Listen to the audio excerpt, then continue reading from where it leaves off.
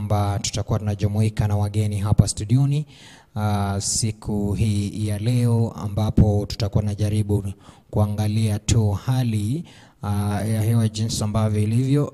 Hii ni kutokana na mvua ambayo tunashuhudia katika kaunti yetu ya Turkana, na siku ya leo hapa studioni tumebarikiwa kutembelewa na wageni kutoka shirika la Danish Refugee Council pamoja na climate ambaye ni tuko na meteorological director ambaye anashughulikia masuala ya climate hapa katika kaunti yetu ya Turkana. Natumai kwamba mtazamaji na msikilizaji mpendwa unazidi kutufuatilia ili tuweze kuona haswa siku ya leo ni mambo yapi ambayo ameweza kutuletea, kwa sababu tunafahamu kwamba siku kama 2 zilizopita tumekuwa tunashuhudia dalili za mvua kwa wingi, na pia tuliweza kuona sehemu tofauti tofauti ikishuhudia kuwepo kwa mvua, na tunaona kwamba na vyema tuweze kuhamasishana sisi kama jamii, haswa wewe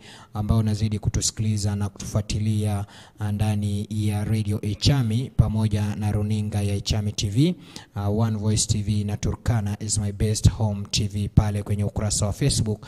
Na chukua fursa hii ya kipekee kukualika ili tuweze kujumuika katika mazungumzo yetu ya siku ya leo, na natumai kwamba itakuwa vyema tena zaidi pia nawe ukishirikiana nasi kuweza kuona ni vipi tutasaidiana, ili baadaye tusije tukawa na ile lawama na swali kwamba mbona hivi leo hii na hii inafanyika. Tunaamini kwamba siku zote ni vyema kujihadhari kabla ya hatari. Ndio maana tuko na wageni siku ya leo ambao tayari wameshawasili na wameketi nami hapa studioni kuweza tu kuona ni vipi wana tuelekeza kulingana na utabiri jinsi ambavyo imefanywa na mdadisi ambaye tuko naye bwana director hapa studioni. Na kwa sababu tayari umeshafika hapa, na letu ni kuhakikisha kwamba tunashiriki nawe kama msikilizaji na mtazamaji, nitachukua fursa hii ya kipekee huenda nipate tu kuwatambulisha angalau upate kuwafahamu, na pia wakati unafuatilia itakuwa bora tena zaidi ukijua kwamba ni akina nani tuko na hapa studioni kuweza kutathmini na kuzungumzia masuala hii ya badiliko tabia nchi, ambapo tunaangazia masuala ya mvua. Kumbuka tunaangazia masuala kadha wa kadha hapa studioni. Tutakuwa tunaangazia seasonal weather forecast, ambapo inatazamiwa kuanzia mwezi huu wa Machi, Aprili na Mei. Tutakuwa tunaangazia kabisa ni maeneo kama yapi tutakuwa tunaona mafuriko yanaweza kuwemo, ni maeneo kama gani inafaa watu waepuke kuwemo pale ama kuishi, na vile vile tutakuwa tunajaribu kuangalia katika kaunti yetu ya Turkana ni vipi tumejipanga kuweza kuona kwamba tunatathmini masuala hii ambayo inatufikia kwa masaa kama hii kutokana na janga la mvua ambayo tunashuhudia, kwa sababu imeratibiwa kote kwamba kaunti yetu ya Turkana ni mojawapo ya kaunti ambazo zitakuwa zinapokea hali ya juu ya mvua. Kwa hivyo ni vyema tuweze kuona siku ya leo ni yapi tutaangazia haswa, ili kuona kwamba tunasaidiana siku zote. Nite no Kiru nitakuwa naitika hapa studioni. Wacha nichukue fursa hii ya kipekee niweze kutambulisha wageni wetu ambao tuko nao hapa studioni, na kisha baadaye turejee katika mazungumzo yetu ya siku zote, na itakuwa bora tena zaidi. Labda nitaanza na bwana John, tutapata kujitambulisha, kisha tutapata bwana director hapa na itakuwa bora tena zaidi. Karibu sana. Asante sana bwana Noah, director na the entire crew. Kwa majina naitwa John Ekutan. Nashukuru Mungu kwa muda ambao ameniweka hapa. Nashukuru pia watazamaji na wasikizaji wa Radio Echami hapa Lokicher na vitongoji vyake kwa kutusikiza na kwa kutazama hii radio siku ya leo ambayo ni Jumanne usiku. So mimi kwa majina naitwa John Ekutan. Nafanya kazi na Danish Refugee Council kama afisa wa mambo ya kuleta amani katika eneo hii ya Turkana na mipaka zake. Asante. Asante sana. Natumai umepata kumtambua vizuri. Karibu sana Bwana Director. Okay, asante sana Bwana Noah na Bwana John Ekutani. Mimi nina furaha tele siku hii ya leo kwa sababu nimekuja hapa katika hii radio yetu ya Echami. Nikuje nimueleze mambo ya kuhusu habari za mapema kuhusu mambo ya mvua katika kaunti yetu ya Turkana. Ndio. Nakumbuka mwaka jana nilikuwa hapa tarehe 5 mwezi wa 10 na pia nikaeleza mambo kuhusu mambo ya mvua vile itakavyokuwa. Na wakati nitoka hapa tena nilielekea upande wa Kakuma, pia nikaenda nikawaeleza kile wanatarajia wakati huo. Ndio. Na ile habari nitoa niliona watu wangu walichukua hatua kwa sababu tulikuwa tunapata ile mvua ya kawaida katika kaunti yetu ya Turkana. Yes. Na ninaona vizuri sana kutoka kwa ufadhili wa Danish Refugee Council na tena hii radio yetu ya Radio Echami. Tena nikuja hapa tena niwaeleze kuhusu mambo ya mvua ya masika. Na kwa majina, mimi ni mkurugenzi wa utabiri wa hali ya hewa katika kata ya Turkana. Ndio. Na kwa majina naitwa Francis Muinda. Na mimi ndio huwa ninapeana hii habari za mapema katika kaunti yetu ya Turkana. Ndio. Na siku hii ya leo ninachukua fursa hii kualika wale wanaotutazama na wale wanaotusikiza Ndio. waweze kupata hii habari, na mkipata hii habari tafadhali muambie wale watu wengine wetu, kwa sababu sio watu wetu katika kaunti yetu wako na maredio ama wako na smartphones ama wako katika Facebook. Ndio. Tafadhali waambieni hii habari kwa sababu ni habari ya muhimu sana. Na mnajua kwamba wakati wa hii msimu ya masika ni ile wakati huwa tunapata mvua kwa wingi. Ndio. Asanteni na karibuni. Asante sana msikilizaji na mtazamaji mpendwa, natumai umepata kufahamu wageni ambao tuko nao hapa studioni. Tuko na Bwana John Ekutan kutoka kwa shirika la DRC, Danish Refugee Council, na pia tuko na Met Director, County Met Director, Bwana Francis Muinda ambaye ni mtaalam kabisa katika masuala hiyo, na natumai kwamba siku ya leo yuko hapa kuweza kutueleza na kutupea mwanga kamili haswa kaunti yetu ya Turkana hali ni vipi, tukiangazia kwamba tunatarajia kupata hali ya juu ya mvua. Labda nitaanza tu na Bwana Director aweze kutueleza kwa ufupi. Tunaangalia kwamba siku chache zilizopita tumeshuhudia mvua maeneo tofauti tofauti ya kaunti ya Turkana. Labda utatueleza katika ile utafiti ambao umefanya katika ofisi yenu, kaunti ya Turkana inatarajiwa kupata mvua kiasi gani, na haswa ni maeneo kama yapi ambapo tunapatwa kuathiriwa sana na mvua kama hii ambayo tunatarajia? Karibu sana. Okay, asante sana Bwana Noah kwa hii fursa umenipea niweze kueleza mambo ya kuhusu mvua katika kaunti yetu ya Turkana. Ndio. Nitapeana historia kidogo kuhusu mambo ya mvua katika kaunti yetu ya Turkana. Ndio. Katika kaunti yetu ya Turkana tunakuanga na misimu mitatu ya mvua. Kwa kimombo tunasemanga we have the long rains. Yes. Kutoka long rains kuna mvua huwa inanyesha Juni, Julai, August. Na kutokezea pale kuna mvua za mfuli. Ndio. Ambao huwa zinaanza mwezi wa 10 na mwezi wa 11. Ndio. Na katika hii mvua ndefu, ndio, ama mvua ya masika ambayo tunatarajia yaanze mwezi wa 3, mwezi wa 4 na mwezi wa 5. Yes. Kulingana na ile utafiti tulikuwa tumepeana ama ile habari ya mapema, ndio, tuliona ya kwamba katika kaunti yetu ya Turkana tutapata ile mvua ya kawaida. Na ile mvua ya kawaida ni ile kwa kimombo tunasemanga the normal rains. Ndio. Na tunajua ya kwamba wakati tunakuanga na the normal rains katika kaunti yetu ya Turkana, hizi mvua huwa inaambatana na mafuriko. Ndio.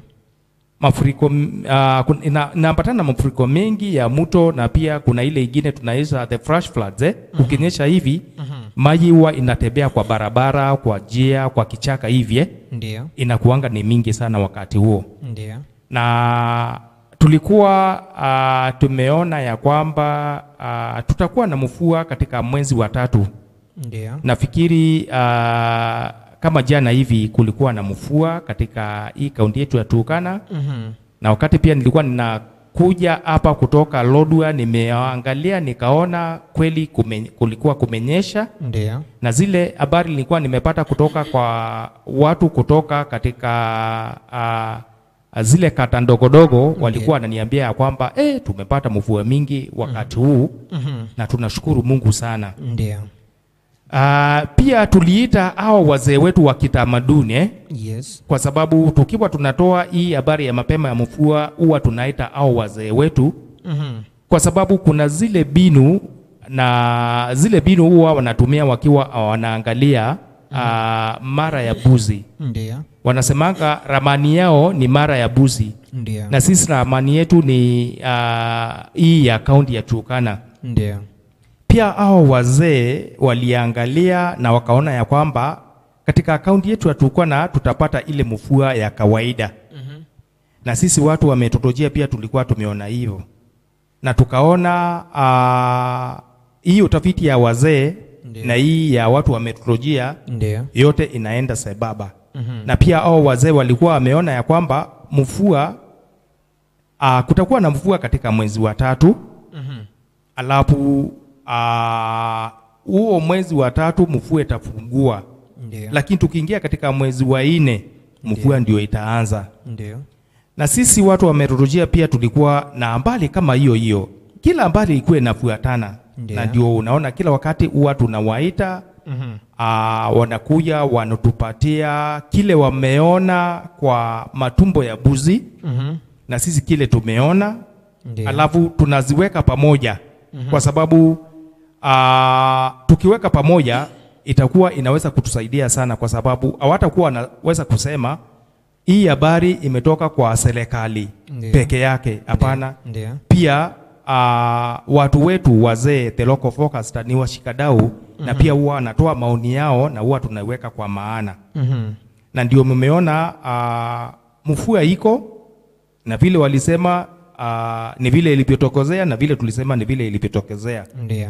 Na tunatarajia tukiingia mwezi ya 4 mvua itakuwa mingi. Kutakuwa na mafuriko. Yes. Na ndio tunasema wale watu wako katika zile sehemu ziko chiko chini. Ni wakati mzuri wahamie zile sehemu ziko katika miinuko, kwa sababu wakati mvua itakapoanza kutakuwa na maji mingi. Na tutaki tupoteshe maisha ya watu wetu. Na pia tupoteze mifugo yetu. Ni vizuri wachukue ile ushauri tunawapea. Na kabla atunja toa hii habari, tulikuwa tumeangalia katika zile iji tumenapakana nazo. Tumeangalia upande wa Uganda. Tukaangalia upande wa Southern Sudan, na pia tukaangalia upande wa Ethiopia. Na pia tukaangalia kaunti yetu ya West Pokot. Yes. Na tena tukaangalia upande wa Trans Nzoia, kwa sababu hizo mito huwa zinaleta maji katika upande wa Turkana. Huwa zinatoka sehemu hizo. Na tumeona wakati huu hizo sehemu zitapata ile mvua ya kiwango ya juu. Na ndio tunasema tunaona katika kaunti yetu ya Turkana kutakuwa na mafuriko na kutakuwa na mvua mingi. Nafikiri kwanza nitakomea hapo ili nipe mwenzangu naye nafasi aweze aseme kitu. Asante sana. Karibu sana. Asante mtaalamu wa mambo ya tabia nchi ama mambo ya climate change. So mimi nitaongea kwa Kiturkana. Bala yana kanga Turkana. Hotere ngoto lupene pete ngaturkana. Bala ekunono itilwa angakrana kebalika gini akop bala kona. Pia kaka ngakrona akirunoko. Eya akiruna urien, eya na koyen. Akiruna natokana ajuni akwarna. Araya akiruna koyen. Ama nakalima beyo elal. Na idegini ala panguni la ngomon bakatanang langkan. Balang ngedi kita ni akiruna wadi cing itu nabe idegini atarang kan komon bakata atomon baka ngicewa itini nyuneti akiruna akwarna. Ako pinna tone ko tetaka kumwa bete tepi akwarna talo kichogyo.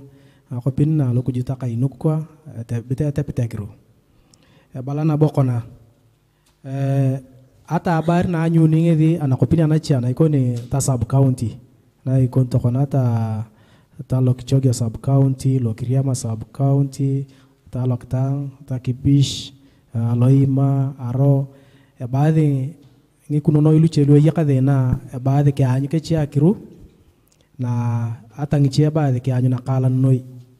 Ta enlangi dia bala aripete kolongo ngutunga ngamaltenya ngani. Yang kunono ina bolu Turkana luanyarta ngoni ngaripaka ngamalten.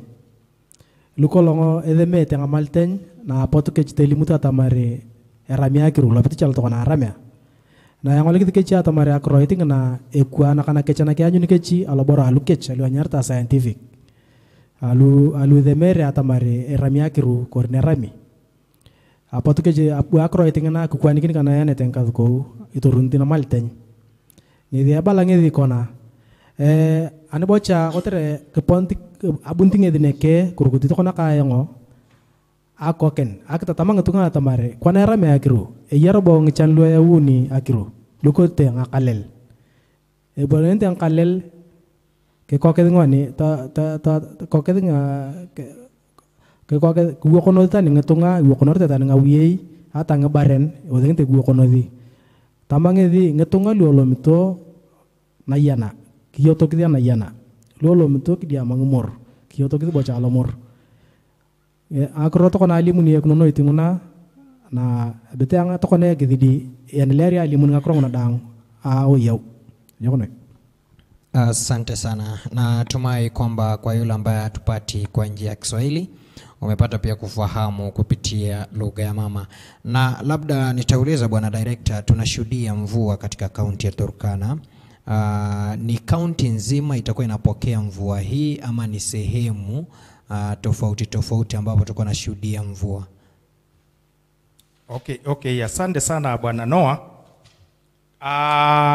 Katika kaunti yetu ya Turkana tunaona wakati huu hii kaunti yetu ya Turkana itakuwa ikipata mvua katika kila sub county mpaka kila ward. Kaunti yetu itakuwa inapata mvua, lakini hiyo mvua itakuwa tofauti kutoka kwa ward moja mpaka ward nyingine. Inategemea na upande wa mainuko ile iko upande huo. Kwa sababu tukiangalia kama asa upande wa magharibi mwa kaunti yetu ya Turkana huko kuko na miinuko, kuko na milima mingi kule. Na hizo sehemu wakati tulikuwa tunapeana hii habari ya mapema tuliona hizo sehemu zitapata mvua kwa wingi sana. Lakini kuna zile sehemu ziko kwa upande wa chini sana ama temporary kama upande wa pale Lodwar hivi. Ile mvua itapatikana upande wa magharibi mwa kaunti yetu itakuwa tofauti na ile itapatikana katikati mwa kaunti yetu ya Turkana. Lakini mvua itakuwa mingi. Tukielekea upande wa magharibi mwa kaunti yetu ya Turkana, upande wa Loima, upande wa Kimbish, upande wa kaskazini mwa kaunti yetu ya Turkana, tutapata ile mvua ya kiwango ya juu. Na unjue hizo sehemu zingine nilikuwa nimesema hapo mbeleni tutapata ile mvua ya kawaida. Hiyo ndio ile tofauti tuko nayo.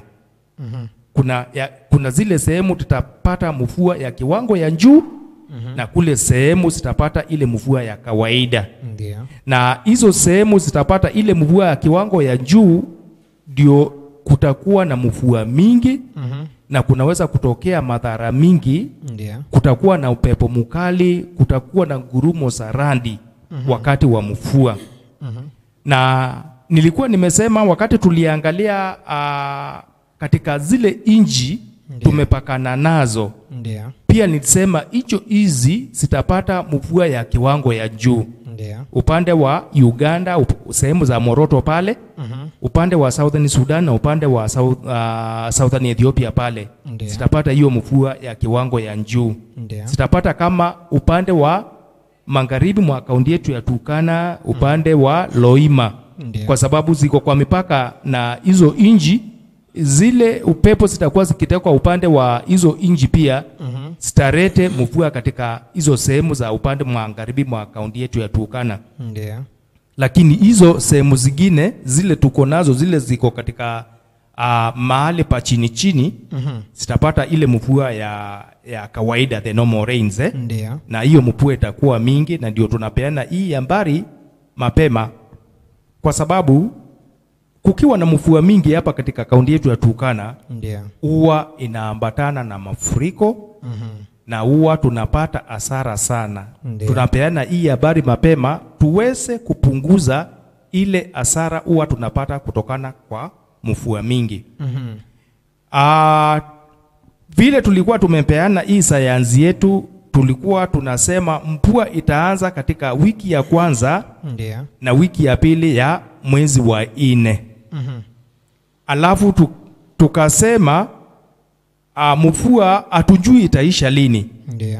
Na pia wazee wetu wa kitamaduni pia walisema hivyo. Lakini kuna ile ambale huwa tunapeana ya kila wiki, kumwambia ya kwamba ile tulikuwa tumepeana hiyo habari ya mapema ya mvua, hiyo ambali ni ile tu, na ndio itaendelea hivyo. Kukiwa na mabadiliko pia huwa tunapeana hiyo habari. Lakini kwa wakati huu tutaona sana mvua itakuwa mingi, na itaanza katika upande magharibi mwa kaunti yetu ya Turkana, ikiwa inaelekea katika hizi sehemu zingine za kaunti yetu ya Turkana. Asante. Asante sana. Labda kabla Bwana Ekutan hajatafsiri, unaweza tueleza kiasi cha mvua labda kulingana na ofisi yenu mmeweza kutathmini kaunti ya Turkana, tuseme West itakuwa inapata mvua kiasi hii, Turkana East itapata mvua kiasi hii, South ni hii, Central ni hii. Ni sawa. Hiyo nitampatia katika kila ward. Naweza kupeana kwa kila ward. Ndio. Maybe nitakuwa ninapeana katika kila ward. Kama ni upande wa Kibishe. Ndio. Tunaona katika upande wa Kibishe ile kiasi ya mvua tunatarajia kupate upande huo ni milimita 100 mpaka milimita 340. Ndio. Na hiyo ni mvua mingi sana. Tukielekea upande wa Lokchongio, tutaona tutapata kiwango ya mvua ya milimita 200 mpaka milimita 250. Ndio. Tukielekea upande wa Songote, tunaona tutapata kiwango ya milimita 75 millimeters to millimeter 150. Tukielekea upande wa Loima, tunaona tutapata hiyo kiwango ya milimita 100 millimeters to 200 millimeters. Na tukielekea katika upande wa Lodwar, the Turkana Central Samburu County, tunaona tutapata kiwango ya milimita 50 hadi milimita 100. Na tukiwa na mvua kama hiyo, tunakuanga na shinda katika Lodwar town. Na ninaona wakati huu kutakuwa na mvua mingi. Na wakazi wangu wa Lodwar town, mjitayarishe mapema. Na kama unaona pahali unaishi ukinyesha kidogo kidogo hivi maji huwa inaingia, mjue wakati huu mvua itakuwa mingi na kuna uwezekano mkubwa ya maji kuingia katika manyumba yetu pale. Na ni vizuri tuchukue hatua mapema. Ndio. Tukielekea upande wa lokoli, tunaona upande wa lokoli tutapata milimita 75 mpaka milimita 125. Na tukielekea katika upande wa Kapendo tunaona tutapata milimita 75 mpaka milimita 250. Na tukielekea katika upande wa Kaloko tutaona tutapata milimita 75 hadi milimita 250. Ndio. Na tukielekea upande wa Lake Zone ninaona tutapata milimita 100 hadi milimita 250.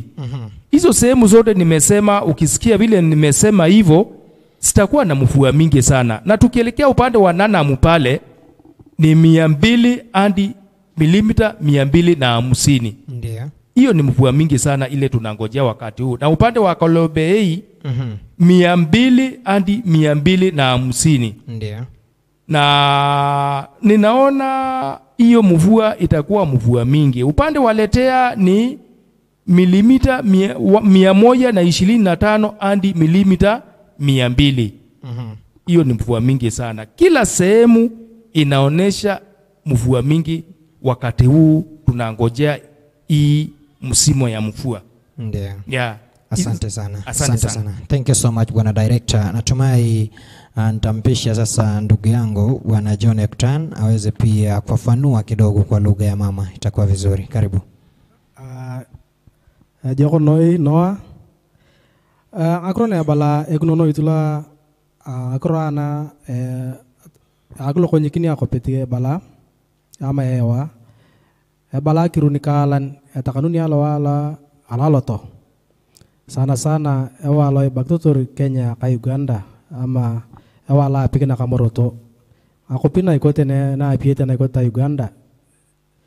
Na ikoto kana kama lokiriama na ibagto ka Uganda. Otere anyuni Uganda agiruna kalan. Ni ata mare ata lokiriama anyuni agiruna kalan. Ako pin ibagto ka ako pin na ikota South Sudan. Na ikoto kanta lokichogyo. Ako pin yakadi diete South Ethiopia. Amangi dinabo kolongok ngarini kebalake chiara miakiru kwanzia ukilo ngarin ela pangomon pakatananga ukula langomon ela pangomon na iberengi ningi ken ler tuke chik potonori ye iberenyarta weekly weather forecast ni potonor teke chik le week angakro akiru ara iberengi danga tamari akatamu akestamuni atamari yakiru ne tiai eukloko ama mama kiru ama emini akolone tiai ye potonor tekechi tamange di atamare apa to nang kopin na ikote ne yakade kop yang kopin na keona na ko to ne ye diete lopakai lu alato akopin na keona kwa ni ara mena kiruna kala ni ni na akali lenguna ngi ponente tawanang kopin na chene yalo ala lokop kunto kona ako pina ikote ne ya diete ngapakalu kote ta wala la lete ayeke kuju wala lo kriama pakajeke umur jeke waje kula umur ngolo ne ponenta ngayana na polo ngidina na to ne ewuni ta kipina kala na ikote konta tarach na ikote ta kospir na ikote to konta tirkwel kane ya wotu ngakipina kala alafu poto ke koke karibu tu tiane ngiberilu ketatangone namanat amatani teleasta ngbarene amatani ngatunga tamange di kipodiono kechi akrono ko ero ka kirune ne buno so di ngtu angulu to tiake de akalele kaneni ani turnete bala yang kopina anyu nete akiru nakalan noi ne yang achena anyu nete akiru na lokatikat ne yang achena anyu nete akiru nedet na kulingana ka vile nete to kechi akopina iko to kona kama lapur anyuni akiru na erotoginti kwanzia amelimitae 151 mpaka tanangata ni 250 la purungina ye iberenyarta Lexon ngutunga lu yadiete anam lu anyuni talu dangulu akiru ne rian na boka na rai karibu erotoginti kwanzia 151 mpaka tananga 250 yang kupina iko tona taka pedo nyunete akirune na ngiti 151 mpaka tananga 200. Kupini ngache na betananam nyunenda na karibu 151 mpaka tananga 200. Talo kichogyo kwa na pei. Lakini yang kupina iko tona taati takerio taka anam kemer taka lapata kaya ekwazat alokicher kakatilia nyunete amilimitane nangete 50 mpaka tananga jeke amiatapei. So arangulu anyunete agiruna penala noi kuanzia kanam kemer kerio lokicher kalapata kaya kwanza lokatilia wadi chichi karibu ya junika karibu amilimita 75 mpaka tananga amiatapei. Yang kupina iko taloima loima anyunika karibu 151 mpaka tananga 200 mpaka tanikiporo tananga 250. Loima nini letea nyuni 151 mpaka 200 bita elimutakayangana kanga kupina chena iko tokonta kaleng nyunete 151 mpaka tananga 250. Lopur nyuni 100 mpaka tananga 100 mpaka tananga 125. Kanga kupina koche agrone ya bala ekunono itulo tokonlo gedhinguna jokono. Asante sana, shukrani za dhati kabisa Bwana John Ektan. Natumai msikilizaji mpendwa na mtazamaji pia unazidi kutufuatilia moja kwa moja kupitia redio hii ambao unapenda kuisikia Metabendi 95.3 Echami Radio pamoja na runinga Echami TV pale Facebook, bila kusahau One Voice TV na Turkana is my best home. Tunazidi kusonga mbele na kufikia sasa natumai kwamba wewe mahali ulipo umesha kujua unatarajia kiasi gani ya mvua, na kwa sababu unatarajia tutakuwa pia tunajaribu kuangalia ni kipi inafaa ufanye ili uweze kujipanga vizuri katika kuona kwamba unapita ama unapata kutatua swala hilo ambalo tunatarajia mvua kubwa tena zaidi. Moja kwa moja kwa sababu tunaona kwamba kaunti ya Turkana siku zote mvua ikija unapata tunashuhudia madhara kubwa tena zaidi. Siku zote utapata kwamba watu wamepoteza mifugo, wengine wamepoteza maisha, maji imebeba wengine, yani mambo zinakuwa mingi.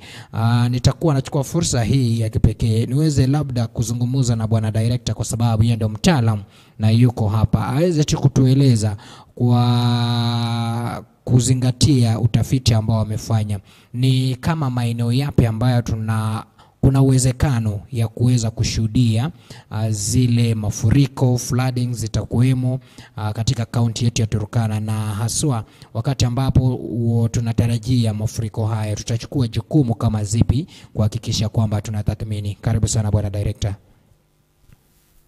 Asante sana bwana Noah kwa hiyo swali, na vile nilivyoanza kusema kwa vile tunatarajia katika kaunti yetu ya Turkana ile mvua ya kawaida. Ndio. Na pia kuna sehemu zingine tunangojea ile mvua mingi kuliko ile ya kawaida, na tukiangalia katika hizi zirani zetu ndio tunaona pia sitapata ile mvua ya kawaida ya juu, na pia tukiangalia upande wa counties upande wa Trans Nzoia, upande wa West Pokot, upande wa Baringo, ndio tunaona pia hizo counties zitapata ile mvua ya juu tena. Ndio. Kuna zile sehemu katika ramani yetu ya Turkana tumeshafanya utafiti. Ndio. Na tukanjua ya kwamba tukiwa na ile mvua ya kawaida lazima kuwe na mafuriko. Kwa sababu gani? Kuna ile mito yetu inatoka katika nje ya kaunti yetu ya Turkana. Ndio. Na tena kuna ile mvua inanyesha katika kaunti yetu ya Turkana. Hiyo maji yote ikiweko pamoja ndio kuna kuanga na mafuriko makali. Ndio. Na hizo sehemu nilikuwa ninasema ya kwamba ya kwanza ni Lokchongio Ward, iko upande wa magharibi mwa kaunti yetu ya Turkana. Ndio. Na hiyo ni sehemu moja ile itapata ile mvua ya kiwango ya juu. Kuna upande wa Nanam Ward, Ndio. hiyo pia iko upande wa magharibi mwa kaunti yetu ya Turkana. Ndio. Kuna upande wa Songot Ward, pia hiyo iko katika magharibi mwa kaunti yetu ya Turkana. Na mnajua zile mito Tarach kwa mfano inatoka upande wa Moroto. Ndio. Na kukinyesha mvua sana huko Moroto upande wa Uganda, Ndio. hiyo maji inakuwa ni maji mingi. Na huwa inaenda kuingia pahali watu wetu wanakaa pale Songot Ward, Lokogai. Ndio. Kila wakati ni wakati wa mafuriko. Na wakati huu tumekuja hapa mapema kabla mvua inje anza kamili. Ndio. Tuwaeleze ya kwamba kutakuwa na mafuriko katika Lokogoi Ward ama Songot Ward. Ndio. Na wanapaswa kuchukua fursa hii uanze kuhamia zile sehemu ziko katika muinuko ili wasipotete mali yao na maisha ya watoto wetu. Ndio. Pia tukielekea upande wa Lake Zone kutakuwa na mvua mingi kwa sababu hizo ni zile sehemu nimesema ziko katika mipakani. Hizo zitakuwa na mvua mingi sana. Tukielekea upande wa Letea iko upande wa magharibi mwa kaunti yetu ya Turkana. Ndio. Pia tunaona kutakuwa na mafuriko. Tukielekea upande wa Kakuma pia iko upande wa magharibi mwa kaunti yetu ya Turkana. Pia kutakuwa na mafuriko. Na hapa kwetu Lodwar kwa sababu hizo mito, kuna hiyo mto ya Kalawaze Kawalasia. huwa inapeleka maji katika ziwa yetu ya Turkana. Ndio. Inakuanga na maji mingi. Hata hii mvua imenyesha jana. Pia hiyo mto imelete maji. Na hiyo ni dalili ya kuonyesha ya kwamba maji itakuwa mingi kwa sababu baada wa Moroto kule kutakuwa na mvua mingi. Ndio. Tukielekea upande wa kaskazini mwa kaunti yetu ya Turkana, Ndio. tunaona upande wa Kaluko na upande wa Kaiko na upande wa Kaleng. Pia huko kutakuwa na mafuriko. Ndio. Tukielekea upande wa Kerio Delta pia tunaona kutakuwa na mafuriko pale. Ndio. Hapo ni Turkana Central ama katikati mwa kaunti yetu ya Turkana. Ndio. Na tukielekea upande wa kusini mwa kaunti yetu ya Turkana, tunaona hapa karibu Kaptile pia kutakuwa na mafuriko. Ndio. Na tunaona pia upande wa Lobokate pia kutakuwa na mafuriko. Ndio. Na tukielekea upande wa Kapendo tunaona pia ni upande wa mashariki mwa kaunti yetu ya Turkana. Ndio. Tunaona pia kutakuwa na mafuriko. Tunaona upande wa Katilu pia kutakuwa na mafuriko. Kuna Lopue hii ya Turkana West pia kutakuwa na mafuriko. Na pia tunaona upande wa Turkana Central pale Lodwar pale nilikuwa nikisema kwa sababu tunaona ile kiwango ya mvua tutapanda ni milimita 50 Ndio. hadi milimita 100.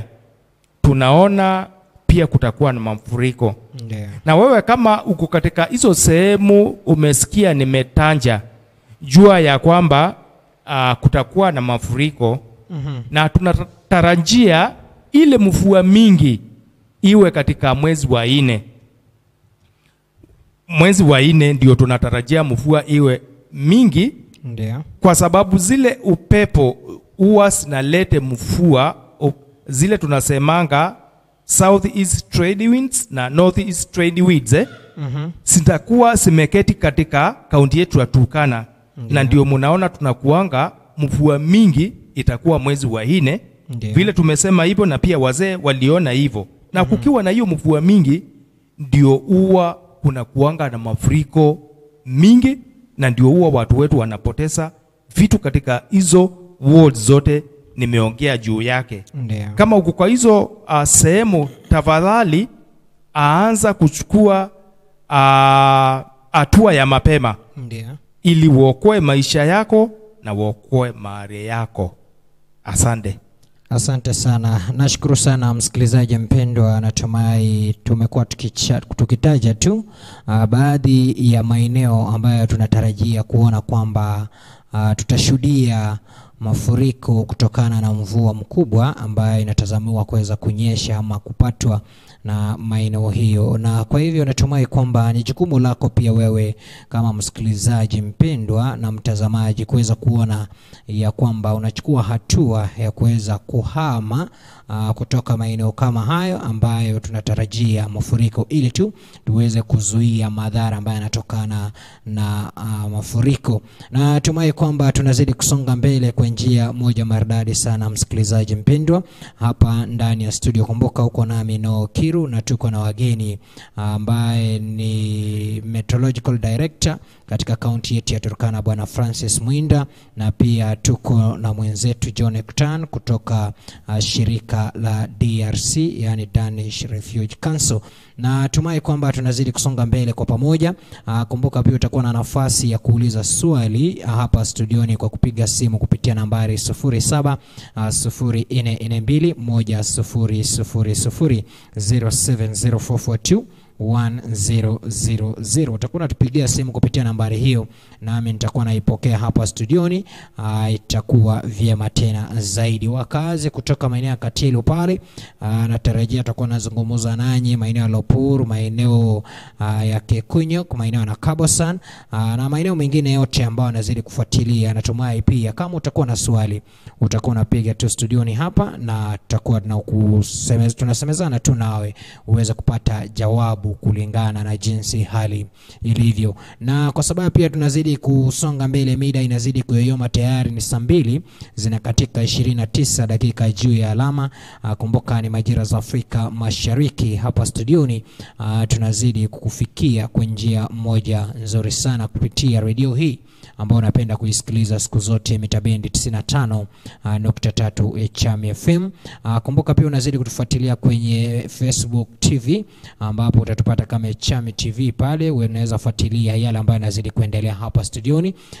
Pia unaweza tupata kupitia One Voice TV, na unaweza tufuatilia pia kupitia Turkana is my best home TV, na itakuwa vyema tena zaidi. Kumbuka pia tunadhamini sana maono yako ama ujumbe ambao utaweza kutuma hapa studioni kwa minajili ya kupata kufahamu haswa kuhusiana labda na maeneo yako, na tukisubiria pia kusikia kutoka kwako. Labda nitazungumza tena na Bwana Director kuhusu, tumezungumzia masuala kuhusiana na maeneo ambayo huenda yanaweza pata mafuriko. What are some of the advisories ama ile mapendekezo ambazo mnatoa haswa kwa wakazi wa kaunti ya Turkana, pengine na mashirika mengine ambayo yanahusiana na shughuli hii ya kuona kwamba mafuriko haipati kuadhiri watu katika kaunti yetu ya Turkana? Karibu sana. Okay, asante sana Bwana Noah. Kuna ile ushauri sisi watu wa Turkana County sisi tumetengeneza, Ndiyo, ili tuweze kueleza watu wetu, Ndiyo, ukiwa kunanyesha hivyo ndio wanaweza kufanya. Ndiyo. Tumeona ya kwamba kama mko katika zile sehemu za chini, Ndiyo, sana sana mnajua wafugaji wetu wanafunga mifugo yetu katika karibu na mito, kwa sababu hapo ndio huwa wanapata nyasi na maji ya mifugo yetu. Ndiyo. Ni wakati mzuri wakati huu uanze kuhamia ama kuelekea zile sehemu ziko katika mainuko. Ndiyo. Kwa sababu mvua ikianza hivi na mito ijae maji, iwe inafunja kiga zake, tunaona watu wanaweza kubebwa na maji, mifugo yetu inaweza kubebwa na maji. Ni wakati mzuri wakati huu, ukiwa hakunjaanza kunyesha, ni vizuri wahamie zile sehemu ziko katika miinuko. Ndiyo. Na ya pili, tunakuanga na wale watu wanakuanga ni wafugaji, na wakati mwingine wanakuanga ni wakulima. Ndiyo. Ni wakati mzuri wakati huu waanze kutengeneza mashamba yao mapema. Ndiyo. Hata wanaweza kuanza kupanda mapema. Kuna ile mtama yetu ya kienyeji, ile huwa inafanya vizuri hapa katika kaunti yetu ya Turkana. Ndiyo. Mkipanda hiyo, mjue ya kwamba tutafuna. Pia unaweza kupanda ndengu Ndengu huwa inafanya vizuri katika kaunti yetu ya Turkana. Ndio. Unaweza kupanda kunde, pia unaweza kupanda groundnuts Ndio. sababu groundnuts pia huwa zinafanya vizuri katika kaunti yetu ya Turkana. Tuliona tukisaidiwa na University ya Egerton ya kwamba katika mchanga yetu ya Turkana iko na ile rutuba ya hali ya juu. Ndio. Tukipanda hizo groundnuts Ndio. zinaweza kufanya vizuri. Pia kuna wale watu wetu wanaweza kuwa walipoteza mifugo yao kwa zile kiangazi zilikuwa hapo miaka ya nyumae. Ndio. Kama wako na hela, ni vizuri wakati huu wanunue mifugo mingine, kwa sababu kutakuwa na maji na maji tayari. Ndio. Wakifanya hivyo mifugo itazaana na wataendelea kupata faida. Ndio. Na kitu kingine kile naweza kuwasi, huwa ninaona ile mashamba huwa wamepanda mtama. Ndio. Kana kuanga ni kashamba kadogo. Ndio. Tukiwa tunaelekea upande huu wa chini, tukiwa tunaelekea upande wa Kaptilu pale. Ndio. Ukiwa kwa gari unaona kale kasehemu kamepandwa mtama ni kasehemu kadogo sana. Na unaona hiyo mtama imezaa sana kabisa. Lakini ile mafuno watu wetu watatoa hapo hata haiwezi kanjia debe. Ni kitu kadogo sana. Na mimi huwa ninajiuliza, shamba di tuko nayo kubwa, iko wazi. Si kama tungepapanua hii shamba letu, tungekuwa tumepanda mtama na tungekuwa tunafuna mtama kwa wingi. Na ni vizuri na wasi wakati huu wale wako pale kwa irrigation pale Katilu. Ndio. Pia wanaweza kupapanua hiyo mashamba yao, na wale wanategemea upande wa mvua pia wapanue mashamba yao. Na wapande mimea tofauti tofauti, kwa sababu kutakuwa na mvua mingi. Ndio. Na wakifanya hivyo tutafuna vizuri wakati huu wa hii msimu ya masika. Na tena tunakuanga na wale watu wetu wanakuanga wanafua samaki katika ziwa letu la Turkana. Ndio. Tunajua wakati huu, wakati kunanyesha, kuna kuanga na upepo mkali katika bahari yetu ya Turkana. Ndio. Na tunawasi wakati wanaona kuna kuanga na upepo mkali, wasiingie kwa bahari, kwa sababu wakiingia kwa bahari ile mashini yao inaweza kuwekwa kwa maji. Ndio. Na upepo mkali, wasijaribu kuingia hapo. Na pia kama wanaingia kwa bahari, wao wanafaa zile nguo tunaita the life jackets. Ndio. Kama hiyo masiwa inaweza kuzama kwa hiyo bahari, mtu anaweza kufaa hiyo life jackets na aweza kuongelea mpaka kwa mwisho wa injikapu pale. Ni vizuri wawe wanafanya hivyo.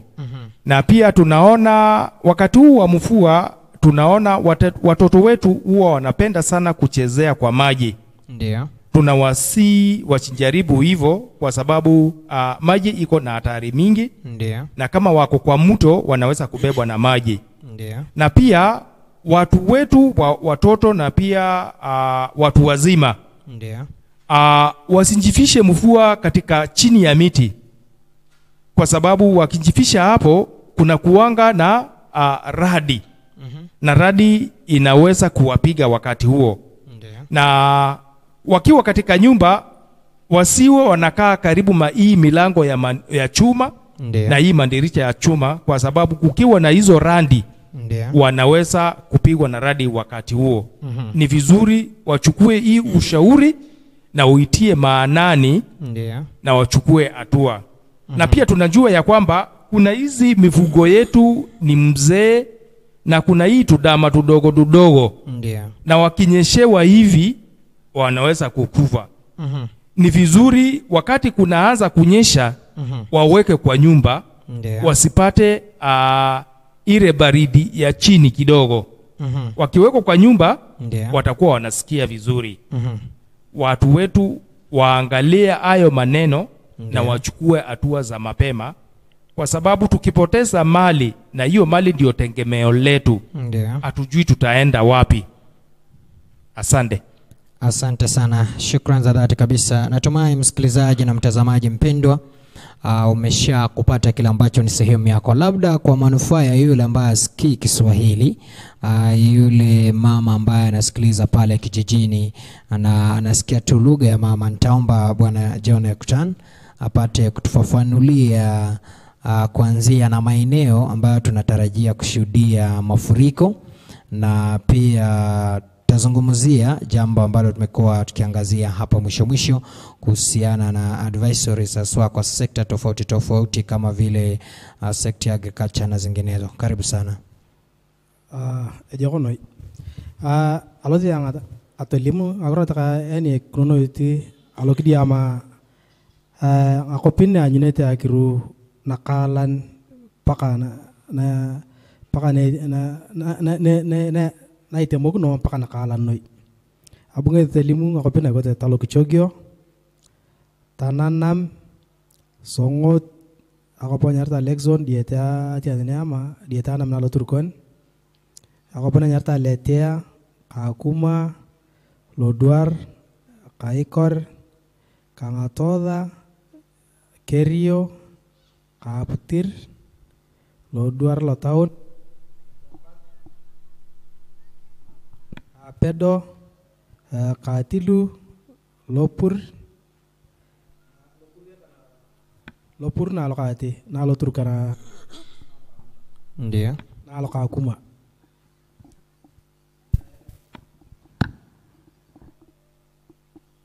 Iya kaleng ama ngene bo nyata kaikor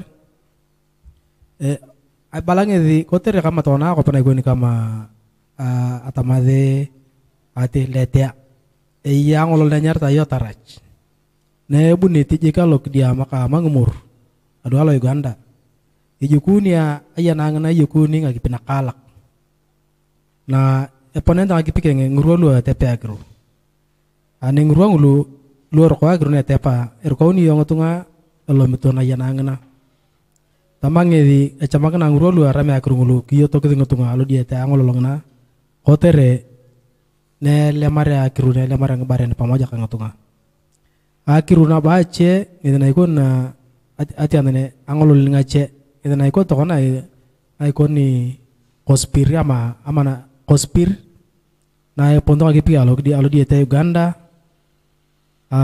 ata mari jukuni na bakir angolong na jukuni ngaki pinakalak na chamang na ngutunga choy kinto ngol na ko tengona nga angolo lache ngene ta balange di na nyata kawalase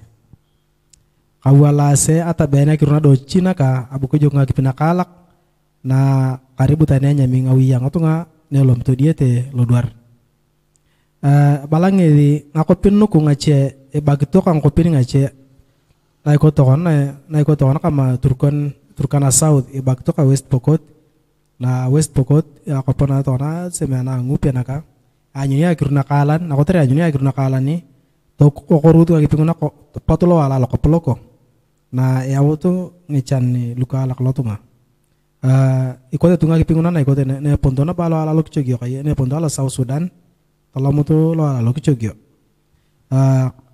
toko kor kita jadi tolo tona kapana nyarta nanam abunge dik tortok ngare ni abala nyoto kona chama ngana ngotunga tu bakinete anak rokanu tamang ngedi ngotunga lu ya kali lu lo mitokop lu lo mitokopo ni korita kagi pengona chama ngana yo torite ni keona kotere ne lear ta kagi pengona ne lear tang barene kech ama ngawi kech ama taning ngotunga ama ni aributa ni iti andene amanata kech ama ni lear ta ning barene kech tama ngotunga da lu ketak ecama kena tagnete iti andene kinyam lu ele maring ruang di kideu tor peneta ne mutoko ka tipe ibere lu ko tenyo lu ko to na kama ngimwa ibere lu nyarta yo njuk lu kale mo nyamendre ti andene lu kale mo nyameta ngejana ibere nyarta jaba ama emera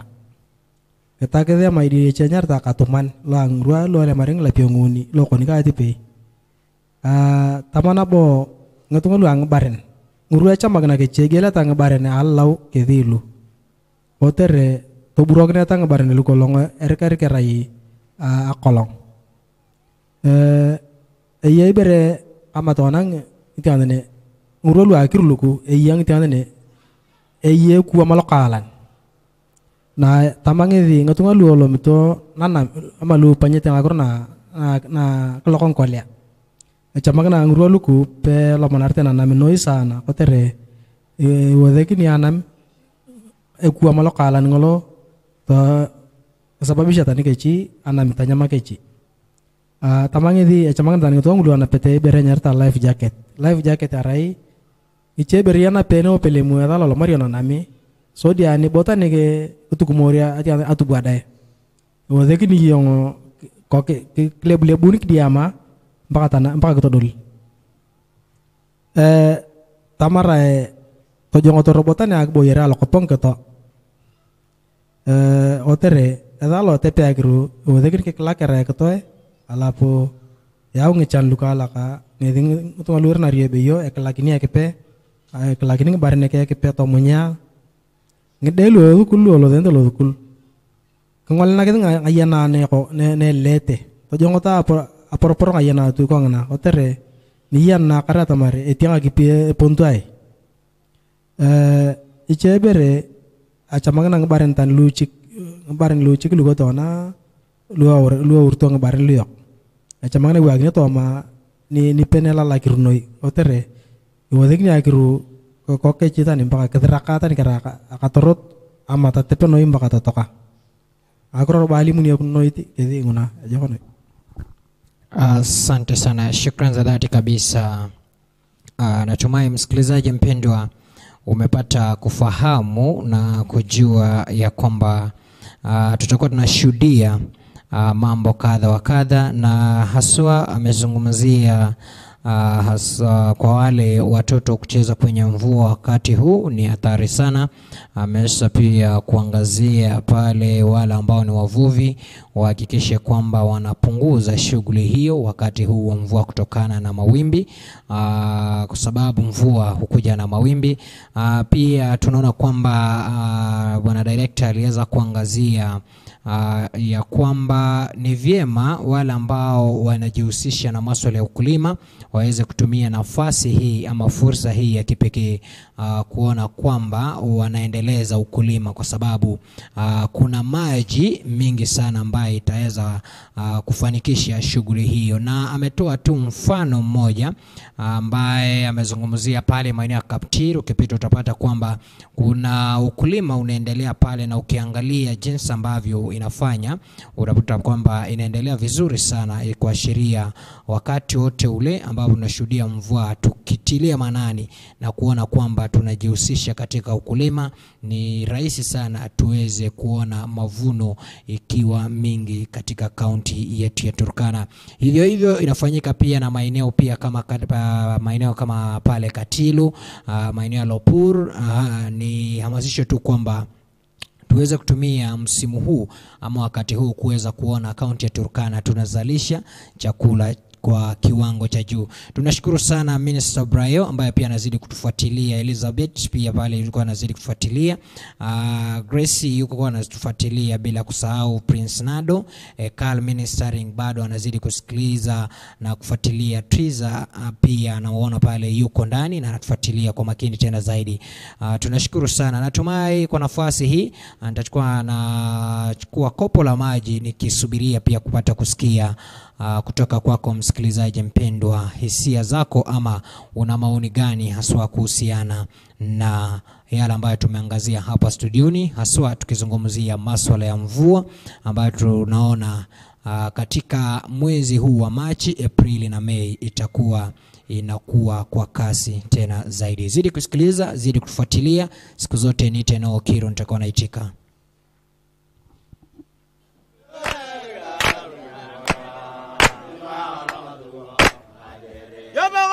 Baloro do tu bonga gine gala baza wazara wale gamna laja yebu do ber Aberiya gom dele lagyan kamera geruke wele. Abere gamna lodi.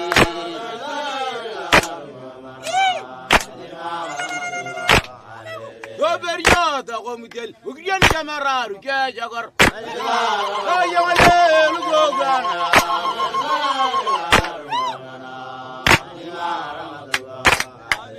Yo bala baloro bela mana bagadali.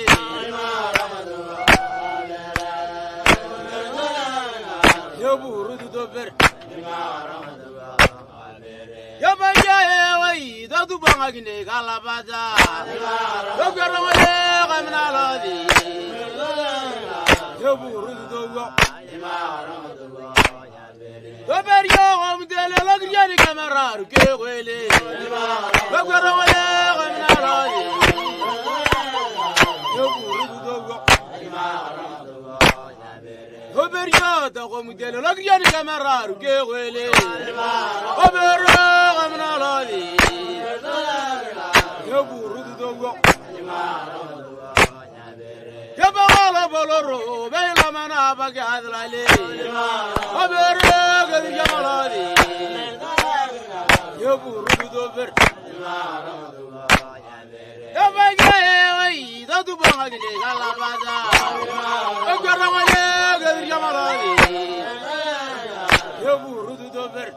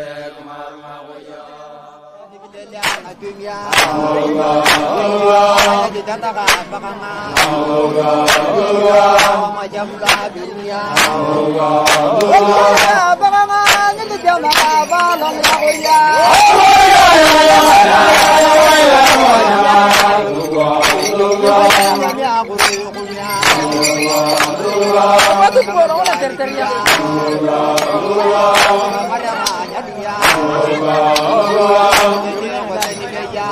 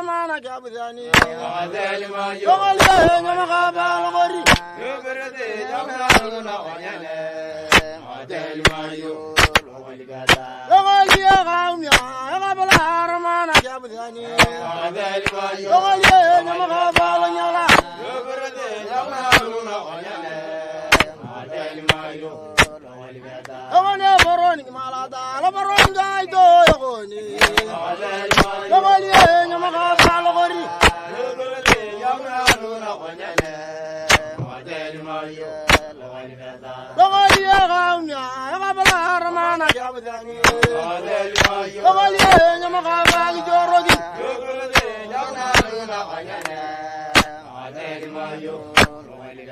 Kamaliye kauna kabala oya gwani oloya Kamaliye nyama kabali logari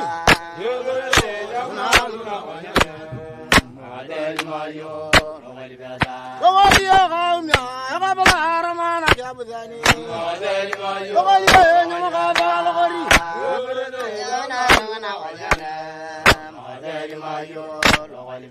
Kamaliye kauna kabala haramana jabuzani Kamaliye nyama kabali logari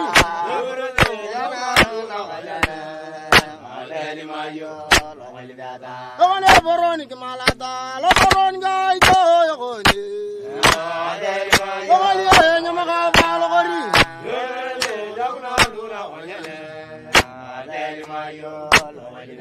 Kamaliye kauna kabala haramana jabuzani Kamaliye nyama kabali limaji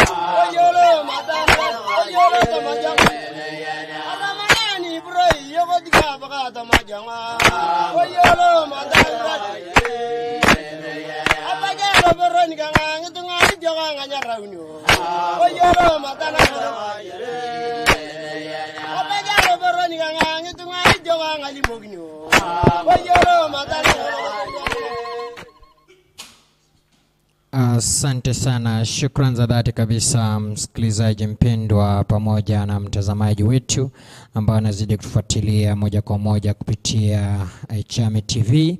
One Voice TV na Turkana is my best home. Asante sana kwa kuzidi kusikiliza na kufuatilia kwa njia maradi. Natumai ilikuwa nimekuarifu kwamba utakuwa pia na nafasi, kama una swali ya kuuliza utaweza kutuuliza hapa studioni ili tuweze kufahamu hisia ama maoni yako wewe kama mkazi wa kaunti ya Turkana ni gani, ili wakati ambapo director yuko hapa atakuwa anahakikisha anakupa jawabu sahihi. Na vile vile kwa sababu pia tuko na bwana John Ekutan kutoka DRC, pia tuko naye hapa, atakuwa pia anahakikisha kwamba tunapata jibu ambayo unastahili kulingana na swali yako. Nambari yetu ya studio ni 0704421000 0704421000. Tunaona pia mida inazidi kuyoyoma kabisa, ina timu media saa 3 zinakatika 3 dakika hapa studioni ndani ya majira za Afrika Mashariki. Zungumza nasi tuweze kuona inakuwa namna gani na itakuwa bora tena zaidi. 0704421000 0704421000. Kumbuka pia unaweza tutumia ujumbe kupitia line hiyo na tutakuwa tunapata kusemezana, na nitakuwa nimepata pia kupata maoni ya kwako hapa studioni, tuweze kuona tunasonga namna gani. Msikilizaji mpendwa, kumbuka unaweza tuma arafa, unaweza piga simu, yote tutakuwa nakupata na tutakuwa nasemezana tuweze kuona haswa katika masuala hii ambayo director amezungumzia kuhusiana na mafuriko itakuwa namna gani, kuhusiana pia vile vile na wale ambao wanaathiriwa pakubwa ni yapi ambayo anafaa kuangazia. Na pia tutakuwa pia tunajaribu kuzungumza na bwana director kidogo aweze kuzungumza pia na wale wafugaji, kwa sababu tunaamini pia wakati ambapo tunashuhudia mvua mkubwa, sisi kama kaunti ya Turkana utapata pia wale wafugaji huwa wanapata kuathirika tena zaidi, na ili tuweze kuona kwamba hatupati yale madhara kama wafugaji, ni mambo kama yapi tunafaa tuweze kuangazia, itakuwa bora sana, kwa sababu tunaamini kwamba kama hapo awali tuliweza kushuhudia mifugo mingi sana aliweza kupoteza maisha, na hata binadamu tuliweza kushuhudia kupoteza maisha kutokana na mafuriko. Kwa hivyo popote ulipo, kama una maoni zungumza nasi. Na nilikuwa naona kuna wenye walikuwa wanaingia kwenye arafa. Huyu hapa alikuwa anasema hele Chame Radio na wafuatilia nikiwa hapa maeneo ya Kalodicha, tunasema shukrani za dhati. Alafu kuna mwenzangu alikuwa anasema na wenye hatuna pa kwenda tutaenda wapi? Alikuwa anauliza na penye hatuna pa kwenda tutaenda wapi? Natumai wakati tulizungumzia masuala ya kwamba wenye wako pale mahali ni flood prone areas wapate kuhama, wabadilishe makao. Sasa anauliza je, wenye hawana pa kwenda wataenda wapi? Nashukuru sana kwa mwenzangu huyo. Natumai utakuwa unajibiwa. Kuna mwenzangu alikuwa anasema hele Chame Radio, ni Mama Sunday na wapata vizuri. Anasema asante sana kwa mafunzo. Asante sana kwa mafunzo director, asante sana. Mwingine anasema tu tuned, thank you so much. Anasema John Ekutan anasema John Ekutan ni sawa, ni Ekutan si Ekutan, John Ekutan. Anasema mtatusaidia aje? Huyu anataka msaada kutoka kwa John Ekutan. Atumai bwana John utakuwa unajibu hiyo. Asante sana, hiyo ni kama ni ombi kwa DRC. Alafu kuna mwenzangu anasema tunataka kaunti ya Turkana ishirikiane pamoja na mashirika kuweza kutuletea mbegu ili tuendeleze kilimo. Asante sana. Anasema achukule, tunasikiliza. Anasema kaunti washirikiane na mashirika walete mbegu, sababu director umesema kwamba watu watumikie mvua vizuri kupitia kilimo. Umezungumzia maeneo ya Kaptir, huenda ile kilimo kidogo ni kutokana na mbegu kidogo ambayo amepata, ndio maana wanasema sasa hapa mshirikiane muweze kuona mbegu inafikia vipi mwananchi wa kawaida. Alafu huyu alikuwa anasema na hapa Lokichar mvua itakuwa kwa muda gani? Anasema hapa Lokichar mvua itakuwa kwa muda gani? Hiyo ni swali ya mwenzetu. Nilikuwa naona tena mwingine anasema DRC tunaomba DRC, tunaomba muweze kukuja pia mtusaidie kuweza kuona jinsi ambavyo tutatumikia ukulima katika maeneo hii ya kaunti ya Turkana kupitia anasema kupitia kupeana msaada wa fedha ili tuweze kupata vitu za kupanda na pia tuweze kupata madawa ya kulinda kila ambacho tunapanda.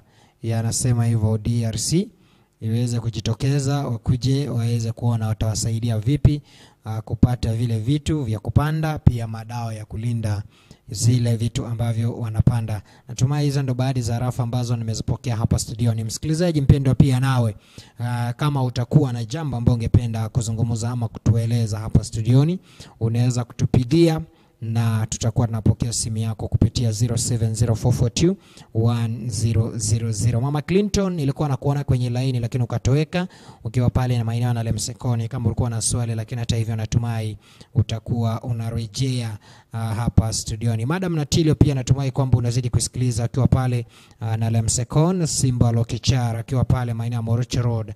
Natumai tunazidi kuandamana kwa pamoja, na kwa sababu tayari tuna baadhi ya maswali ambayo wasikilizaji wameuliza, natumai itakuwa vyema ama ya busara tena zaidi nikianza na bwana director. Umeulizwa maeneo kama Lokichara itakuwa na mvua kwa muda gani?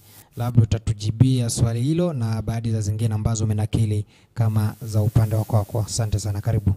Okay, asante sana msikilizaji na watazamaji kwa hayo maswali.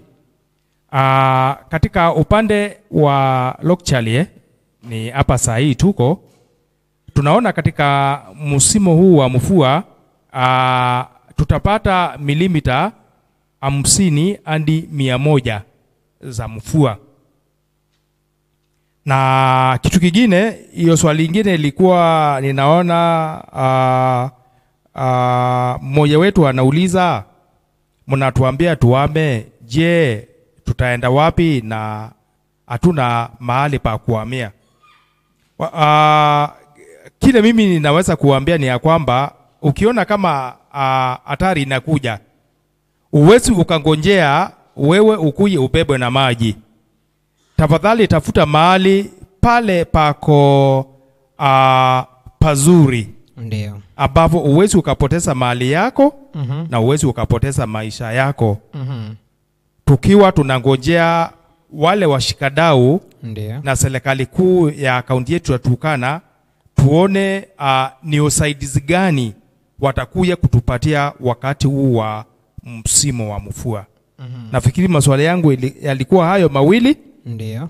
Na ninaona ninapea ushukrani bwana John Okutan. Ndio. Aeleze yale maswali mengine yameulizwa. Asanteni. Asante sana. Karibu sana bwana John Okutan. Labda wamesema DRC ishirikiane pengine na mashirika mengine, shirikiane na county kutuletea mbegu. Upande wa kwako mpira.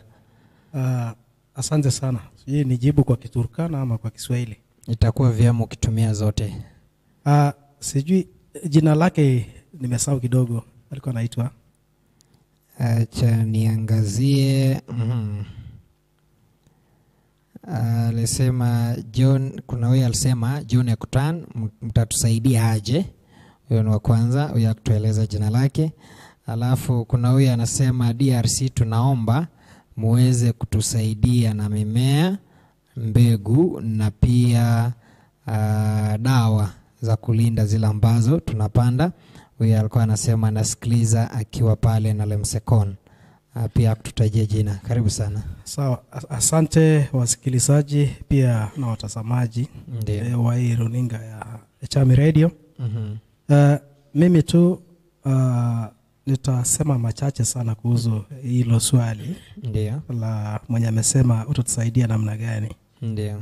Kama shirika la DRC sisi tunafanya tunaeneza ama tunahimiza watu wakae na amani. Ndio. So hilo ndilo jambo kuu ambalo kama shirika tunafanya. Ndio. Na kwa sababu mambo ya mabadiliko ya anga yanachangia pia utofu wa amani. Amani kati ya ya jamii. Ndio. Ndiposa unatupata sisi hata kwa hii program Ndio. ambayo ina saisi tumesupport meteorological department Ndio. ili kupeana hii advisories katika hii njia ya radio.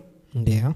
Saa zingine huwa tunafanya mambo ya public barasas. Yes. Tunapeana the same advisories na weather forecast kupitia public barasas. Ndio. Lakini kwa yale mambo ambayo tunaita hardware, Ndio. sisi tumesupport groups kadhaa. Tumesupport sofa group 3. Ndio. Moja tuseme moja Loima, moja Turkana Central, Ndio. na moja Turkana South. Na hapa Turkana South tumeweza kusupport group moja inaitwa Loitanet. Yes. Na tumewapatia generators. Tumewapatia mbegu ya watermelon. Tumewapatia pia mbegu ya managu. Ndio. Managu tunaita night black shade. Hizi zote ni kwa sababu ya kukimu madhara ya mabadiliko ya tabia nchi. Ndio. Kwa sababu hizi mbegu tunaita drought resistant seeds. Ndio. Ndio kwa sababu zinaweza kuwa hata kukiwa na kiangazi ya aina gani. Ile mbegu ambayo tuliwapatia ya watermelon ambayo inaitwa Namunye. Ndio. Ilikuwa ni ya hali ya juu sana. Tunaita F1 sukari. Ndio. Na ukiona hiyo F1 sukari watermelon seeds ni bei ghali sana.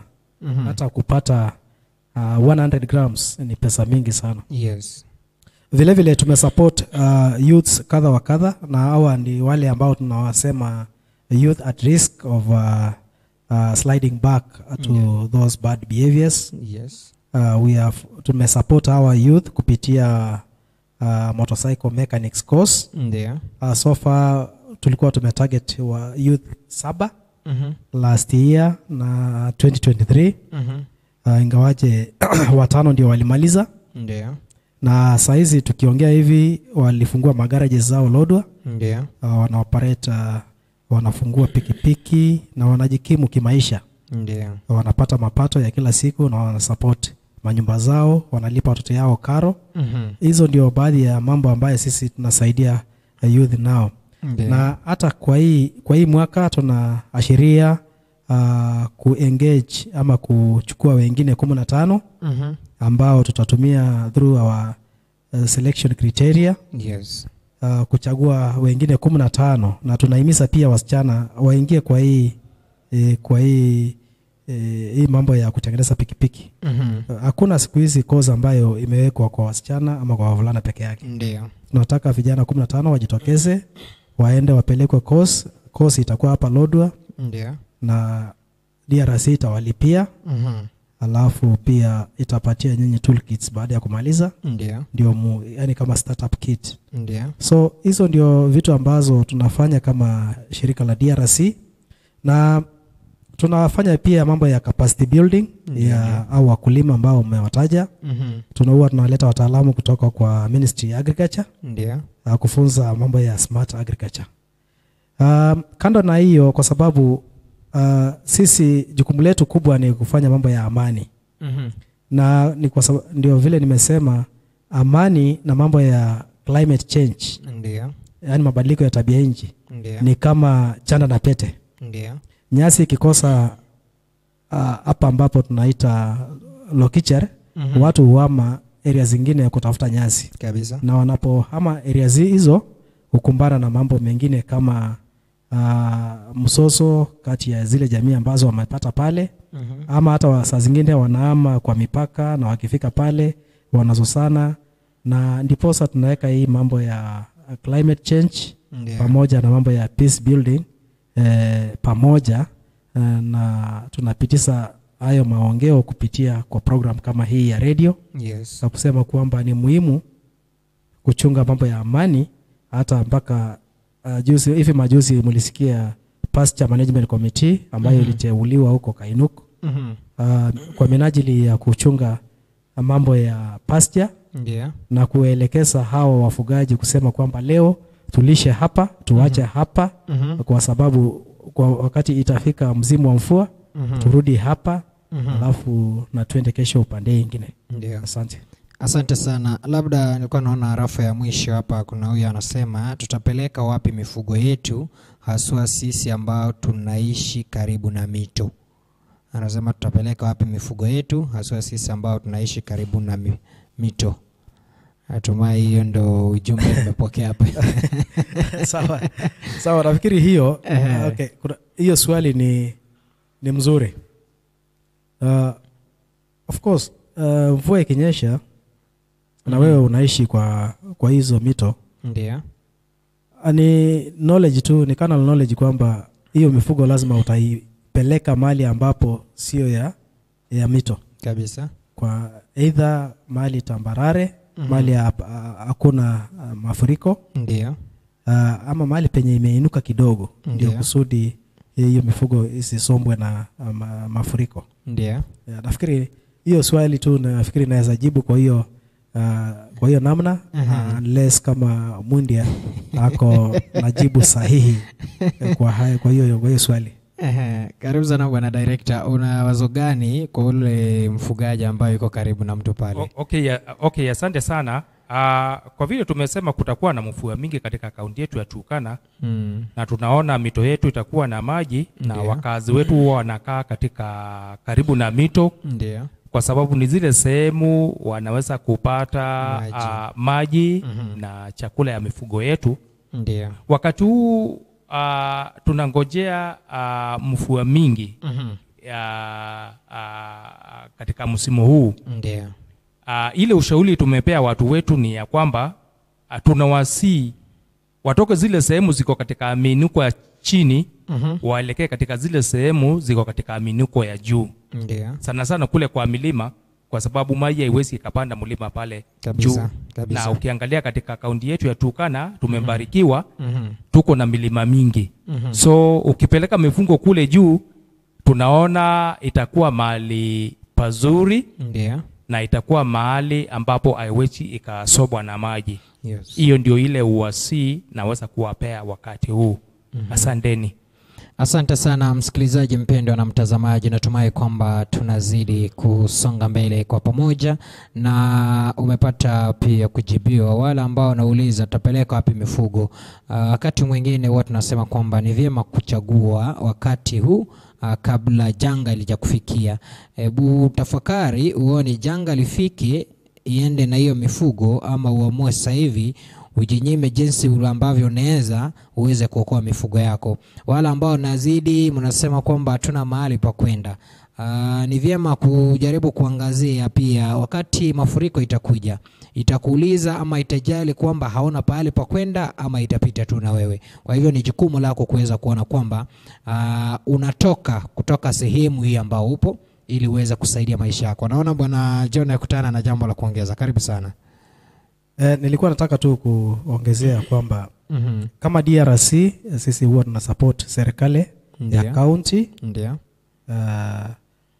Kuwa na kitu naitwa portal, Climate Change Information Sharing Portal.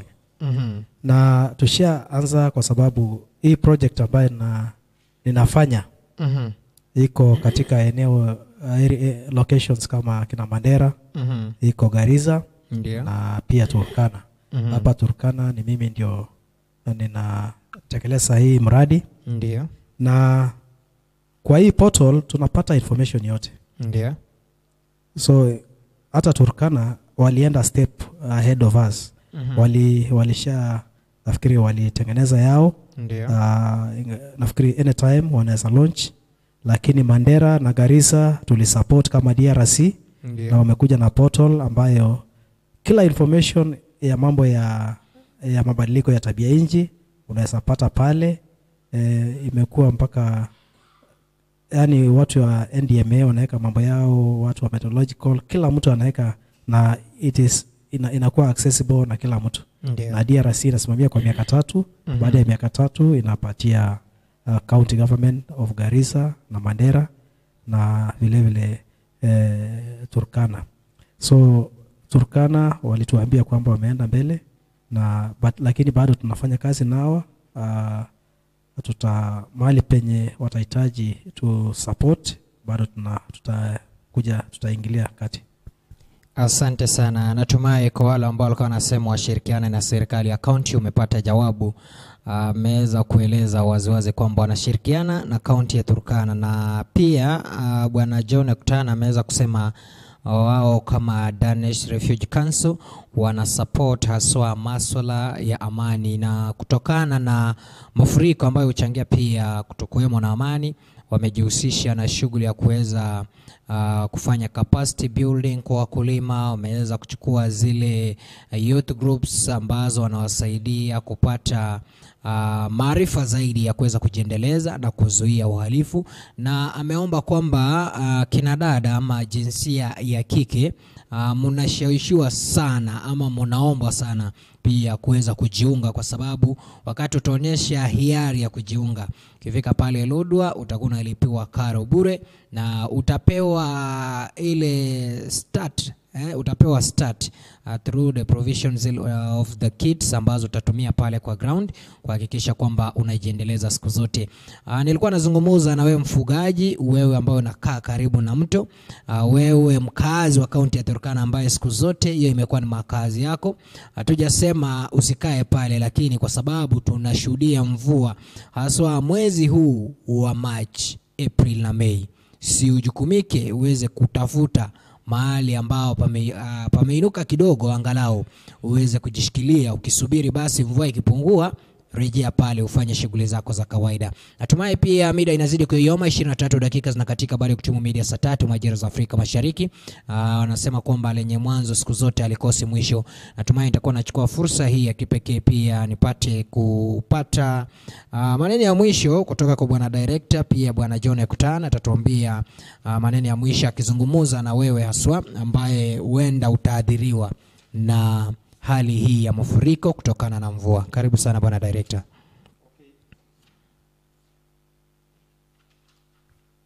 Okay, asante sana wasikilizaji na wale pia wanatutazama.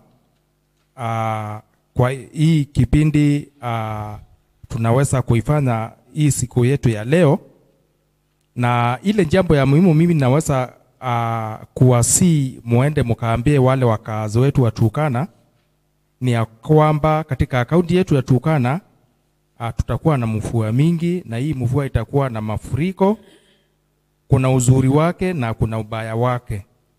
Ni vizuri ukipata hii habari, tafadhali eda ueleze wale watu wengine waweze kujua ya kwamba katika kaunti yetu ya Turkana tutakuwa na mvua, tutakuwa na maji mingi, nyasi itakuwa mingi, na ni vizuri tuchukue fursa hii hasa wale huwa tunalima tuweze kupanda chakula tofauti tofauti. Kama vile nimesema, kuna mtama ile ya kienyeji, kuna ile groundnuts, kuna ndengu na kuna kunde. Usingonje serikali yetu ya kaunti yetu ya Turkana ikuye ikuletee mbengu. Ukiwa unangojea hiyo mbegu, unajua wakati unaenda na mvua inaendelea kupungua. Ni vizuri kama uko na hela kidogo, tafadhali enda kwa duka ama uende kwa jirani yako yule alikuwa amepanda huyo mtama, uende ununue, na ukinunua utapanda, na ukipanda utapata mafuno mazuri, na mambo ya njaa katika kaunti yetu ya Turkana tutakuwa tumeisahau.